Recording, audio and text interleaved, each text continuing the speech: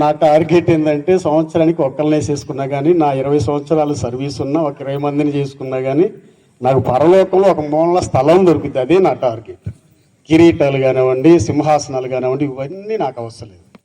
నరకాన్ని తప్పించుకొని పరలోకంలో ఉంటే చాలు నాకు. అది మీకేమైనా ఉద్దేశాలు ఉంటే ప్రయాసపడండి. దేవునికి స్తోత్రం కలుగును గాక. కాబట్టి మీలో ఇంకా రక్షింపబడక క్రీస్తు నామమును బట్టి ఆయన రక్తం చేత కడగబడలేదు, మేము ఇంకా బాప్తీసం తీసుకోలేదండి, మేము దేవుని రాజ్యానికి ఇంకా మేము వారసులం కాలేదు అన్నటువంటి వారు దైవజనులు ఇక్కడ సుమారుగా 10 మంది ఉన్నాము. మీకు ఇప్పుడే బాప్తీసం ఇవ్వడానికి సిద్ధపడతాం. మేము బాప్తీసం తీసుకుంటామండి అన్నటువంటి వారు పెద్దకాలంలో నీళ్ళు వస్తున్నాయి, 10 మంది ఎక్కడున్నాం, మిమ్మల్ని ముంచం, తేల్చి మళ్ళీ తీసుకుని వచ్చేస్తాం. దేవుని స్తోత్రం కలిగిన గాక. హల్లెలూయా. ఎవరైనా అలాంటి వారు ఉన్నట్లయితే మీ హస్తాలు చూపించండి. మేము ఇప్పుడు బాప్తీసం తీసుకోవడానికి సిద్ధమేనండి అన్నట్టుంటే దైవజనులు మన మధ్యలో ఉన్నారు, వాళ్ళు బాప్తీసం ఇవ్వడానికి సిద్ధంగా ఉన్నారు. రైట్, మాకు అవసరం లేదండి, రక్షణ అవసరం లేదండి అంటే ఆయన ఇచ్చేటువంటి ఆశీర్వాదం నువ్వు ఖచ్చితంగా పోగొట్టుకుంటున్నట్లే.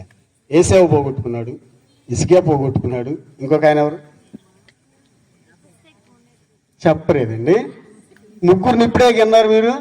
మేము విన్నంతసేపేనండి, ఈ చెవితో విన్నాము, ఈ చెవితో అలా కాకమాకండి, హృదయంలో ఉంచుకోనండి. మంచిది. మీ అందరికీ వందనాలు. ఈ మీటింగ్స్ కొరకు చాలా ప్రయాసతో కూడినటువంటి, ఖర్చుతో కూడుకున్నటువంటి పని కాబట్టి ఈ సమయంలో మీ అందరూ గుర్తులు ఇప్పుతారని చెప్పేసి చిన్న కోరిక. కానుకలు పట్టుకుందామండి.